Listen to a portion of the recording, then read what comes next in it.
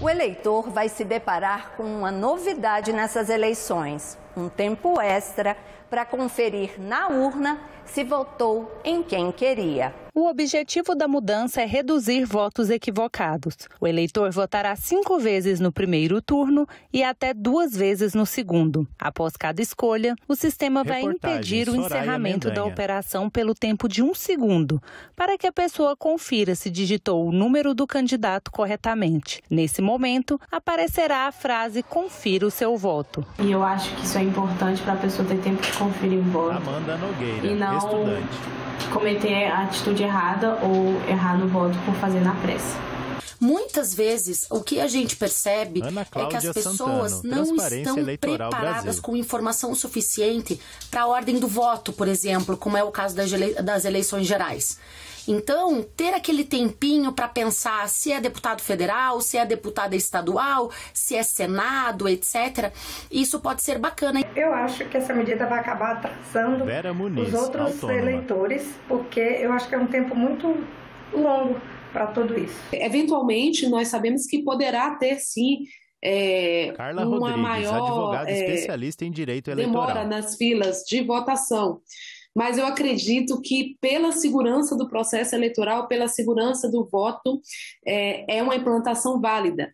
E o eleitor que quiser também já treinar, ele já pode entrar lá no simulador de votação disponibilizado pelo TSE e poderá já treinar, inclusive, com esse intervalo extra que nós teremos aí para exercer a nossa cidadania no dia 2 de outubro.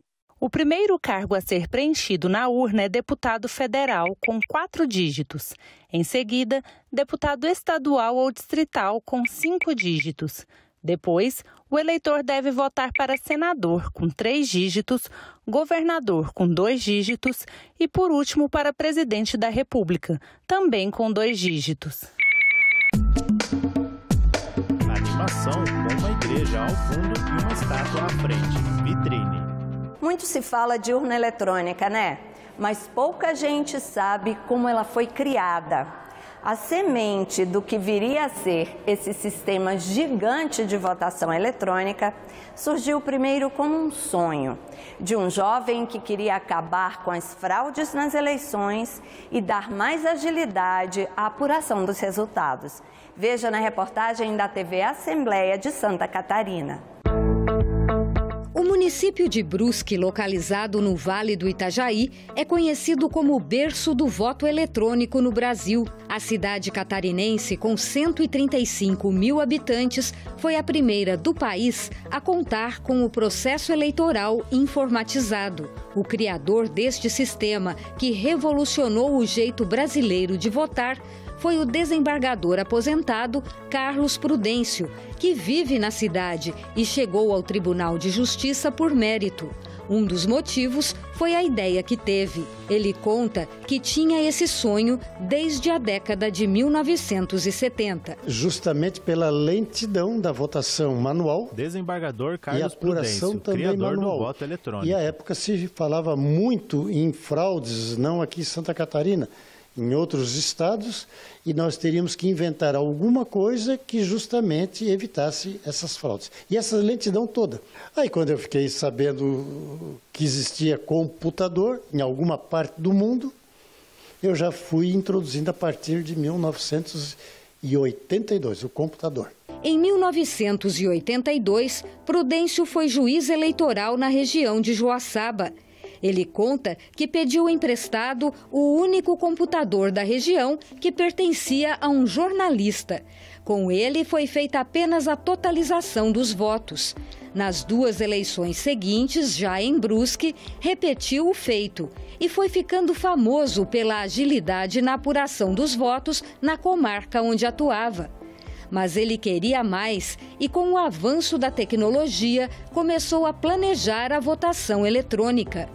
De acordo com o desembargador, na época foi difícil conseguir a ajuda necessária. Recebeu muitos nãos antes de realizar o sonho, que só se tornou realidade porque o irmão era profissional da informática e decidiu ajudar. Várias empresas, e de grande porte a nível internacional, multinacionais inclusive, se negaram a colaborar comigo para apresentar o voto eletrônico. Várias empresas. O único que deu ajuda, está entendendo, foi o meu irmão, Roberto Pedro Prudêncio, o Jorge Zimmermann, que é da Ceprodai aqui de Brusque, e também muito ajudou o Mosiman, que é um contador, além do meu pessoal do fórum. A ajuda foi pequena, mas suficiente. Em 1988, ficou pronto o primeiro sistema de votação eletrônica, que seria colocado em prática nas eleições daquele ano em apenas uma sessão eleitoral de Brusque como teste. Mas recebeu mais uma resposta negativa. 88, já o prontinho, 100% o projeto, já testado por toda a população aqui de Brusque, e fui ao presidente do TRE, e o presidente do TRE me proibiu de eu lançar o voto eletrônico em 1988. No ano seguinte, em 1989, nas primeiras eleições diretas para presidente da República após a ditadura militar, Carlos Prudêncio decidiu ousar. Não pediu autorização para ninguém e testou o invento em uma sessão, onde os eleitores votavam na forma tradicional, com cédulas de papel, e também no computador, como teste. Em 89, fiquei em silêncio, continuei os testes, junto com os técnicos, junto com meu irmão, junto com mais essas pessoas envolvidas, menos as multinacionais, lógico. E, está entendendo, lancei silenciosamente, sem pedir autorização para o TRE. Ou seja, fiz a revelia do TRE. A iniciativa deu certo, motivo de comemoração para a pequena equipe que apostou na ideia do juiz de Brusque. Foi uma solução caseira, então, com pequenas empresas? 100% caseira. A única que não era caseira era do meu irmão, que a sede era Blumenau, a firma dele, firma pequeníssima, e a Embratel, que era de Blumenau, e mais duas firmas de interligação do sistema também de Blumenau. E todas elas fazendo gratuitamente. O voto eletrônico em Brusque virou manchete em jornais do Brasil inteiro. Prudêncio guarda em casa, em local de destaque, o computador usado na primeira votação eletrônica do país e que funcionou como urna. Em 1990, nas eleições para governador e parlamentares, tudo ficou mais fácil. O então juiz de Brusque já contava com credibilidade. Tudo mudou em 90, por quê? Porque o presidente do TSE, o ministro Rezec, até então, ele me telefona, me dá os parabéns pelo feito maior que estava existindo dentro da Justiça Eleitoral no Brasil.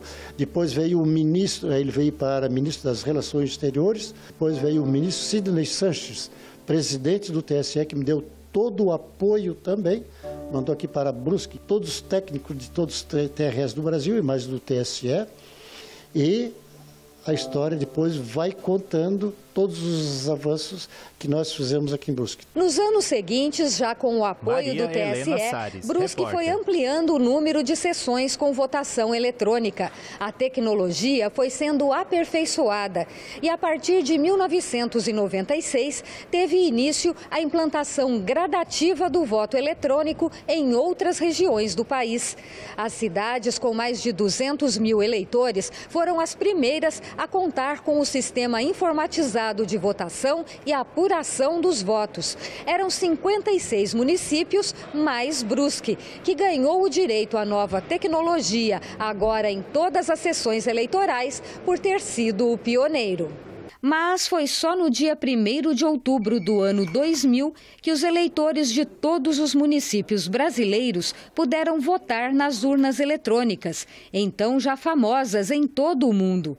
Hoje, 47 países adotam o sistema brasileiro de votação. Mas a imaginação do doutor Prudêncio não parou por aí.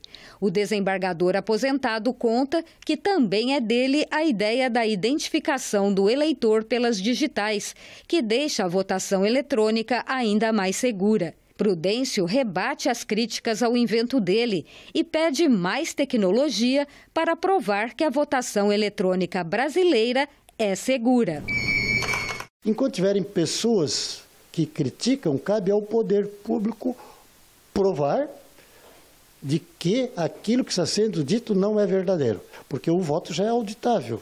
Desde 33 anos atrás até hoje ele é auditável, é só continuar. Nós temos é que avançar na tecnologia, empregar. Todo dia tem alguma coisa nova dentro da tecnologia. Ele aposta na tecnologia usada nas transações com criptomoedas, considerada imutável e 100% transparente. Se tiver alguma coisa superior, vá buscar também. Se são 30 camadas hoje, que bote 35 camadas. É só isso, é mais nada. Nós não devemos estar perdendo tempo em discutir. Temos é que avançar no pensamento até para desenvolver a cultura de todos os brasileiros. E o que será que o visionário Carlos Prudêncio sonha para o futuro das eleições? Para o futuro é eliminar tudo isso que existe e o eleitor vai diretamente em qualquer computador, que já está proposto dentro do projeto, já testamos, inclusive aqui em Brusque, ele vai votar de qualquer computador da sua residência, até mesmo o seu celular, o seu local de trabalho, e também, está entendendo, sem necessidade de a eleição cair num domingo. E depois, eletronicamente, o computador já vai divulgando os resultados, sem a manipulação das pessoas. Câmera lenta, o homem de costas para a câmera balança a bandeira do Brasil. Ao fundo e de frente para o homem, o céu azul toma conta de toda a tela.